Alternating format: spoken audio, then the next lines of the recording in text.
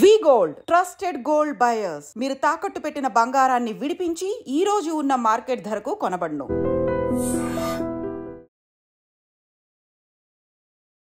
Welcome to iDream. నేను మీ భవ్య. ఇప్పుడు AMC వాళ్ళు ఎన్ఎఫ్ఓస్ అంటే న్యూ ఫండ్ ఆఫర్స్ అన్నమాట. ఇవి ఎందుకు లాంచ్ చేస్తున్నారు, వీటి వల్ల బెనిఫిట్స్ ఏంటి, ఈ డీటెయిల్స్ మనం తెలుసుకోవడానికి మ్యూచువల్ ఫండ్ డిస్ట్రిబ్యూటర్ చంద్రశేఖర్ గారు మన ముందున్నారు. డీటెయిల్స్ అడిగి తెలుసుకుందాం. నమస్తే సార్, ఎలా ఉన్నారు సార్? సార్, ఈ న్యూ ఫండ్ ఆఫర్స్ అంటే అసలు అవి ఏంటి సార్? వాటి వల్ల ఎటువంటి బెనిఫిట్స్ ఉండే ఛాన్స్ ఉంటుంది? ఇది కొత్తగా ఏఎంసీ వాళ్ళు లాంచ్ చేయడానికి రీజన్స్ ఏమంటారు?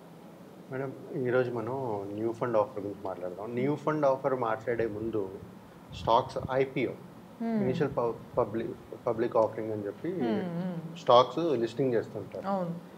అసలు ఎందుకు చేస్తారు అంటే ఒక కంపెనీ స్టాక్ని ఎందుకు లిస్టింగ్ చేస్తారు అనేది ఫస్ట్ మాట్లాడదాం.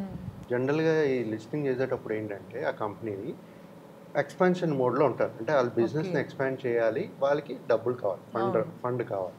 అంటే జనరల్గా ఇలా ఐపీఓస్ చేసేది ఎందుకంటే ఫండ్ రైసింగ్ కోసం. అలాగే ఎన్ఎఫ్ఓ న్యూ ఫండ్ ఆఫర్ కూడా మ్యూచువల్ ఫండ్స్లో ఎప్పుడైతే వాళ్ళకి ఒక ఆపర్చునిటీ కనబడుతుందో ఈ న్యూ ఫండ్ ఆఫర్స్ అనేది అనౌన్స్ చేస్తుంటారు, లాంచ్ చేస్తుంటారు. మేడం, ఇప్పుడు ఫర్ ఎగ్జాంపుల్ మనము రియల్ ఎస్టేట్ ఒక లేఅవుట్లు వేస్తారు కదా, మాట్లాడుకుంటాం జనరల్ టర్మ్స్లో మాట్లాడుకుంటాం.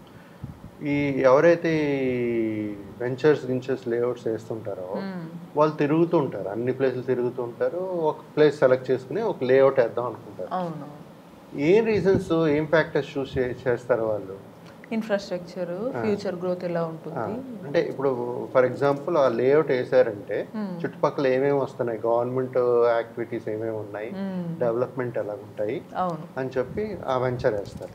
సో వేయడం వల్ల ఏంటి, వాళ్ళకి బెటర్ ప్రైస్ వస్తుంది, వాళ్ళ కంపెనీ గ్రో అవుతుంది. వాళ్ళు చెప్పిన ఆథెంటిక్ గా నమ్ముతారు, వెళ్తుంది అనే థాట్. వాళ్ళ కంపెనీ గ్రో అయ్యే ఛాన్సెస్ ఎక్కువ ఉంటాయి. సో అలాగే మనం ఇన్వెస్ట్ ఒక ప్లాట్ కొనాలనుకో, ఒక కస్టమర్ ఏం చేస్తారు, చుట్టుపక్కల ఏం వస్తున్నాయి అని చెప్పి కొంటాడు, రైట్? సో అక్కడ ఆపర్చునిటీ ఉంది. కాకపోతే వాళ్ళకి ప్రీ లాంచ్, ఇప్పుడు అపార్ట్మెంట్లు కూడా కడుతుంటారు చూసారా, ప్రీ లాంచే డబ్బులు కట్టించుకుంటారు. ఆ డబ్బులతో ఏం చేస్తారు, ఇల్లు కట్టుకుంటారు, వాళ్ళ బిల్డింగ్ కట్టి వాళ్ళకి ఇస్తారు, రైట్? ప్రీ లాంచ్ ఆఫర్స్ అని చెప్పి. కాకపోతే ఆ డబ్బులు తక్కువ ఉంటుంది, తర్వాత తీసుకునే ఫ్లాట్స్ రేట్ ఎక్కువ ఉంటుంది. సో ఆ విధంగా ఒక ప్లాన్ అనేది చేస్తుంటారు. సో ఇక్కడ ఎన్ఎఫ్ఓ అంటే మనం చెప్పింది న్యూ ఫండ్ ఆఫర్. సో ఎప్పుడు ఫర్ ఎగ్జాంపుల్ మేడం, ఇప్పుడు చాలా ఒక 1-2 months ముందు చూసుకుంటే చాలా ఎన్ఎఫ్ఓలు వచ్చాయి. ఇన్నోవేషన్ ఫండ్ అని, ఎనర్జీ ఫండ్ అని, బిజినెస్ సైకిల్ ఫండ్ అని, మల్టీ అసెట్ అలొకేషన్ ఫండ్ అని, ఇలాంటి న్యూ ఫండ్ ఆఫర్స్ చాలా వచ్చాయి. ఫర్ ఎగ్జాంపుల్ మనం ఒక ఇన్నోవేషన్ ఫండ్ అనేది తీసుకుందాం, న్యూ ఫండ్ ఆఫర్ అనుకోండి. ఈ న్యూ ఫండ్ ఆఫర్ది ఎప్పుడు ఎన్ఏవి ₹10 పెడతారు, 10 వాల్యూ ఏమో 10 ఉంటుంది ఎన్ఏవి, నెట్ అసెట్ వాల్యూ. ఒక mutual fund scheme for example innovation fund అనుకుంటాం, దాని ఎన్ఏవి ₹10 పెట్టారు, ఎన్ఎఫ్ఓ లాంచ్ చేశారు. ప్రతి ఒక్కరు ఇన్వెస్ట్ చేస్తుంటారు. ఎందుకు, ఫండ్ వాళ్ళకి ఒక మంచి ఏయుఎం కావాలి కాబట్టి ఇన్వెస్ట్మెంట్ ఎన్ఎఫ్ఓ లాంచ్ చేశారు, ఇన్వెస్ట్ చేస్తుంటారు, ఆ ఏయుఎం అనేది జనరేట్ అవుతుంది. ఎందుకు లాంచ్ చేశారంటే, ఎప్పుడైతే ఇన్నోవేషన్ ఫండ్ లాంచ్ చేశారంటే మనం ముందు మన ఇన్నోవేషన్ రిలేటెడ్ కంపెనీస్ ఏదైతే ఉందో బాగా పర్ఫామ్ చేస్తుంది. నెక్స్ట్ 5 years, 6 years, 10 yearsలో ఇన్నోవేటివ్ కంపెనీస్ ఏదైతే ఇన్నోవేషన్స్ చేస్తుంటాయో అలాంటి కంపెనీస్లో ఇన్వెస్ట్ చేస్తే బెటర్ రిటర్న్స్ వస్తాయి అనే ఉద్దేశంతో ఇలాంటి ఫండ్స్ లాంచ్ చేస్తుంటారు, రైట్? సో ఇప్పుడు మనం మాట్లాడుకునేది ఎన్ఏవి ₹10 అని చెప్పాను. ఒక ప్లాన్ ఉంటుంది, దానికి ఒక ఫండ్ మేనేజర్ ఉంటాడు.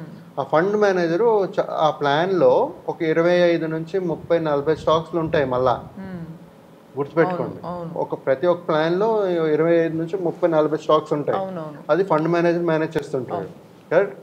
ఇక్కడేమో ఎన్ఏవి ₹10, లాప్ట్ ఉండే స్టాక్స్ $200, $300, ₹1000 కూడా ఉంటాయి, రైట్? సో మరి మీరు ఎక్కువ హై వాల్యూ స్టాక్స్ కూడా కొంటున్నారు కదా, ఆ ప్లాన్ కొంటున్నారంటే మీరు ₹10 కొనట్లేదు మీరు యాక్చువల్గా కదా. నేను చెప్పేది ఏంటంటే మేడం, ప్రతి ఒక్క ఇన్వెస్టర్ ఏం చేస్తున్నారంటే ఇప్పుడు న్యూ ఫండ్ ఆఫర్ ₹10 వస్తుంది కదా అని కొనేస్తున్నారు. అంటే ఎక్కువ పెరుగుతుంది కదా, 10 రూపాయలు కొంటున్నాను కదా, చీప్ కొంటున్నాను కదా, ఎక్కువ వస్తుంది కదా, పెరుగుతుంది కదా అని కొంటున్నారు. బట్ అదే ప్లాన్లో చాలా స్టాక్స్ చాలా హై ప్రైస్ ఉన్నాయి. అవును, మరి అదే కదా కొంటున్నారు మీరు. అర్థమవుతుందా మేడం? సో నేను చెప్పేది ఏంటంటే తక్కువ ఎన్ఏవికి కొనొద్దు అంటలేదు, కొనండి. కానీ ఆ innovation fund next 5 years 10 years ఏది బాగుంటుందో చూసుకుని కొనండి. ఎనర్జీ ఫండ్లో ఇన్వెస్ట్ చేయాలనుకుంటే అది నెక్స్ట్ 5 years ఎలా చేస్తుందో చూసుకోనండి. సో మన ఎన్ఏవి చూసి కొనడం కాదు ఇంపార్టెంట్. ఏదైతే ఇన్నోవేషన్ ఫండో, ఎనర్జీ ఫండో, లేకపోతే large Capo, mid Capo, small Capo ఎక్కడైతే ఇన్వెస్ట్ చేస్తున్నామో ఆ vertical large cap sector 100 companies బాగా చేస్తుందా, లేకపోతే మిడ్ క్యాప్ 250 కంపెనీస్ బాగా చేస్తుందా, స్మాల్ క్యాప్ అబౌవ్ 250 కంపెనీస్ చేస్తుందా, ఇది చూసుకుంటూ మనం ఇన్వెస్ట్మెంట్స్ అనేది చేయాలి.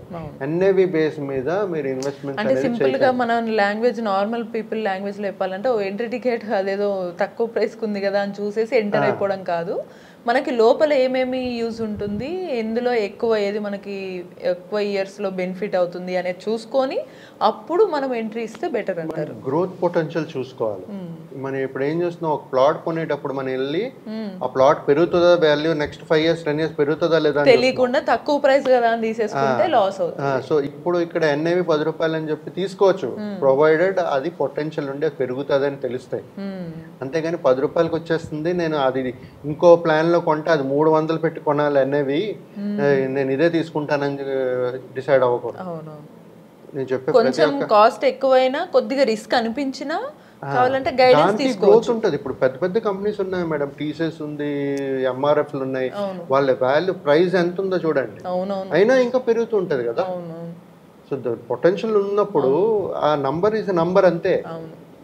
సో ఇలాంటి ఎన్ఎఫ్ఓ లాంచ్ చేసేటప్పుడు పర్టికులర్గా మనకి ఆ పర్టికులర్ ఫండ్ బాగా చేస్తుందా లేదా అనేది చూసుకోవాలి.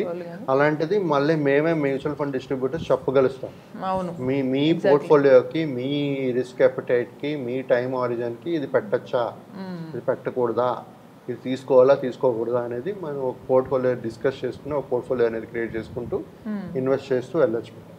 సో ప్రతి ఒక్కరికి చెప్పేది ఏంటంటే ఈ నెట్ అసెట్ వాల్యూ చూసి ఇన్వెస్ట్ చేయకండి, వాళ్ళ కంపెనీ చూడండి, ఏ కంపెనీలో పెడుతున్నారో చూడండి, ఎంత ఈక్విటీలో ఉంది, ఎంత డెప్త్లో ఉంది, అసెట్ అలొకేషన్ ఏదైనా ఉందా, ఇవన్నీ డీటెయిల్స్ చూసుకుంటూ లాస్ట్ ఒక 3-4 years ఎలా గ్రో అయిందా లేదా, తర్వాత అయ్యే ఛాన్స్ ఉందా లేదా, ఫండ్ మేనేజర్ ఎవరు, వాళ్ళు ఎలా మేనేజ్ చేస్తుంటారు, ఇవన్నీ చూసుకుంటూ ఇలాంటి కొత్త న్యూ ఫండ్ ఆఫర్లో ఇన్వెస్ట్ చేయడం అనేది correct madam. But not by NAV value. Exactly. So అంటే తక్కువ ప్రైస్కి వచ్చింది కదా అని చెప్పేసి లేకపోతే కొన్నిసార్లు ఫ్రీ ఉంది కదా అని వెళ్ళిపోతే క్వాలిటీ ఉండదు అన్నట్టే సింపుల్ ఎగ్జాంపుల్ అనమాట ఇది కూడా. మనకి తక్కువ ఎన్ఏవి అంటే నెట్ అసెట్ వాల్యూ ఉండకూడదు, అంతే కదా సార్? సో అదే తక్కువ వాల్యూ ఉన్న వాటిని తీసుకొని అనవసరంగా లాస్లోకి మనం దూకూడదు. మరి ఒకటి మేడం ఇక్కడ ఏంటంటే తక్కువ ఉన్నా తీసుకోవచ్చు, ప్రొవైడెడ్ పొటెన్షియల్ ఉండాలి, గ్రోత్ పొటెన్షియల్. ఎగ్జాక్ట్లీ. సో తక్కువ ఉన్నా ఎక్కువ ఉన్నా మ్యాటర్ అది కాదు, మనకు గ్రోత్ పొటెన్షియల్ అనేది ఇంపార్టెంట్, అది మెయిన్గా చూసుకోండి. తెలియకపోతే మనకి నిజంగా ఇటువంటి గైడెన్స్ సీనియర్ ఎక్స్పర్ట్స్ గైడెన్స్ తీసుకుంటే మనకి చాలా బెనిఫిట్ ఉంటుంది. ఇటువంటి ఇన్ఫర్మేటివ్ టాపిక్స్ కోసం కీప్ వాచింగ్ ఎట్.